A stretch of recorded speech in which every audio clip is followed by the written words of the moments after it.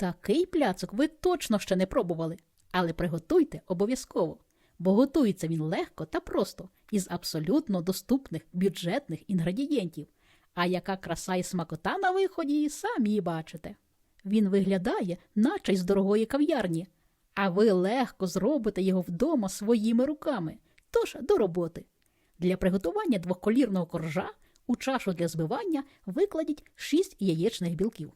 У мене яйця середнього розміру. Докладіть третину чайної ложки солі і нехай далі трішки попрацює міксер. Збивайте спочатку на нижчих обертах міксера до так званої пивної піни. А далі поступово порціями по столовій ложці досипте 220 грамів дрібного цукру. Поступово підвищіть оберти міксера і збивайте ще приблизно 5 хвилин. Наше завдання, щоб цукор повністю розчинився, а піна стала стійкою та пишною. Знизьте оберти міксера до мінімальних і тонкою цівкою влийте 15 мл столового оцту. Завдяки цьому піна стане ще стійкішою та стабільнішою, адже кислота буде взаємодіяти з білком і він дещо денатурується та стане густішим. Далі на тих же низьких обертах міксера поступово влийте 75 мл олії. Як бачите, ні від додавання оцту, ні від додавання олії добре збиті білки не осядуть. Далі нам потрібно на вибір 3 пачки киселю чи пудингу рожевого відтінку. Я обрала пудинг з малиновим смаком. Одна стандартна пачка пудингу важить 40 грамів, тому разом уся вага всипаного пудингу буде важити 120 грамів. Або замість цього можна вмішати 120 грамів кукурудзяного крохмалю. Я спочатку у чаші для збивання трохи перемішую пудинг лопаткою, щоб при перемішуванні міксером порошок не почав здійматися в повітря. А потім на низьких обертах міксера перемішайте усе до однорідності. На цьому етапі уже нічого не потрібно інтенсивно збивати чи довго перемішувати. Утвориться ось така пишна, ніжно-рожева маса. Випікати корж ми будемо у формі розміром 30 на 40 см. Застеліть форму якісним пергаментом. Також подбайте, щоб висота бортиків була не нижче 5 см.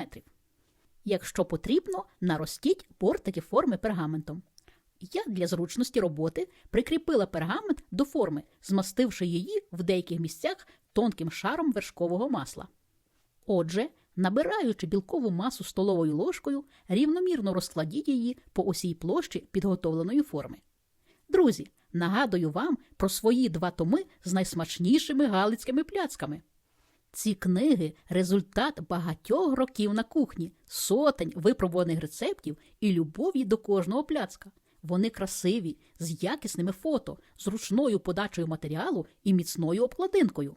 В кожній книзі по 50 рецептів. Рецепти в 2 томах не повторюються. Для замовлення пишіть мені на Viber. Далі, у тій же формі і тими ж вінчиками, в якій готували перше тісто, сміло можете готувати і друге тісто.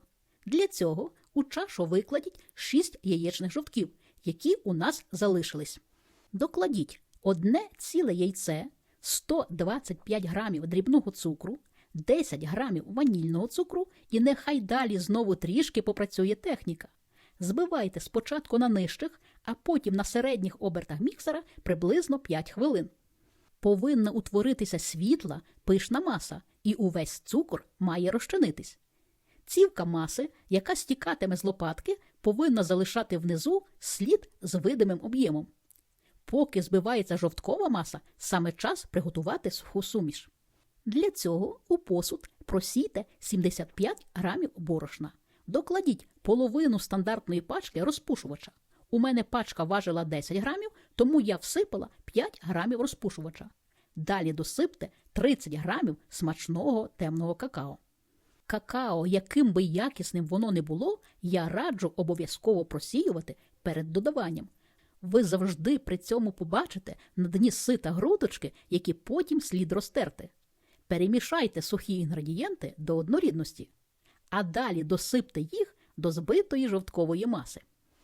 Тут я теж раджу спочатку трохи вмішати суху масу лопаткою, щоб при перемішуванні усе не полетіло хмаркою вверх, і лише після цього Коротко перемішайте масу до однорідності. Влийте 75 мл олії і знову коротко перемішайте усе до однорідності. Тісто виходить густішим, ніж білкове, і буде важкою широкою стрічкою литися із вінчиків. Набираючи тісто ложкою, розкладіть його у проміжки між білковим тістом. А далі виделкою злегка хаотично перемішайте обидва види тіста, щоб утворилася більш-менш рівна поверхня. Усе, в духовку його. Випікайте на середньому рівні духовки в режимі верх-низ без конвекції за температури 175 градусів Цельсія приблизно 20-23 хвилини до готовності. Але завжди орієнтуйтесь на особливості своєї духовки. Готовий корж під натиском пальця буде м'яко пружинити. Повністю охолодіть корж і розріжте його на 2 частини, кожна розміром 20 на 30 см. Відразу хочу показати, наскільки красивим на розрізі виходить цей корж, ще й ніжним та м'якеньким. Відразу викладіть один корж у кулінарну рамку, верхньою стороною уверх. Не забудьте про бортики достатньої висоти. І після цього починаємо готувати фантастично цікавий та ніжний яблучний прошарок. Для цього у каструлю помістіть 670 грамів почищених, не надто соковитих, кисло-солодких яблук. Долийте до них 200 мл води, а далі на плиту усе. Доведіть до кипіння і, помішуючи, проваріть приблизно 10-12 хвилин. Яблука повинні стати м'якими. Далі докладіть 200 грамів сирого варення з чорної смородини. Це сирі ягоди, перетерті з цукром у співвідношення 1 до 1. Перемішайте усе гарненько і проваріть ще зо 2 хвилини. Далі нам потрібно 50 грамів сухого швидкорозчинного желатину. Це 2 великі пачки, кожна вагою по 25 грамів. Всипте желатин у гарячу суміш, яку щойно зняли з вогню, і перемішуйте приблизно 1 хвилину, щоб желатин розчинився. А далі занурювальним блендером подрібніть усе разом до однорідної пюреподібної маси. Перелийте цю гарячу масу у чашу для збивання і далі знову нехай замість нас трішки попрацює техніка. Збивайте спочатку на нижчих обертах міксера приблизно 5 хвилин.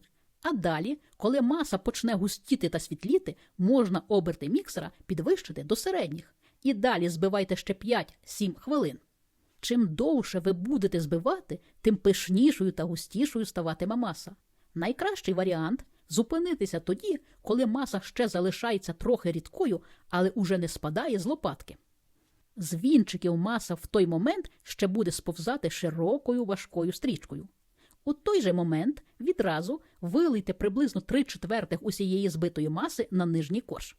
Гарненько розрівняйте її лопаткою по усій площі. А на неї швидко викладіть другий корж верхньою стороною до яблучної маси. Злегка притисніть рукою цей корж до маси, щоб вони добре поєднались між собою.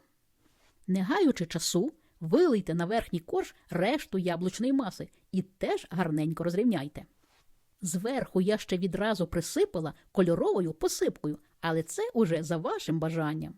Усе, накрийте пляцок харчовою плівкою і не забудьте помістити у холодильник на 3-4 години для стабілізації. А також своєю щедрою рукою поставити мені вподобайку і написати гарний коментар, як і я щедро ділюся з вами своїми знаннями та уміннями. А ось і наш красень.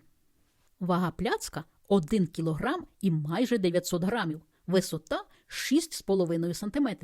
При такому достатньо великому розмірі така не надто велика вага означає, що цей пляцок дуже повітряний. Ну що, подивимося, чи добре він нарізається і чи красивий вийшов на зрізі. Що тут сказати? Він як легка повітряна хмаринка. Нарізається дуже легко і дуже красивий на зрізі. Кожен шматочок матиме свій індивідуальний цікавий малюнок. Пляцок ідеально нарізається на величезну кількість порційних шматочків для подачі. Шматочки при нарізанні не кришаться, а яблучний прошарок не відшаровується від коржів. Цей пляцок добре транспортується і може витримати далеку дорогу. А ще це цікаво, смачно і недорого. Готуйте і смакуйте, бо ми того варті.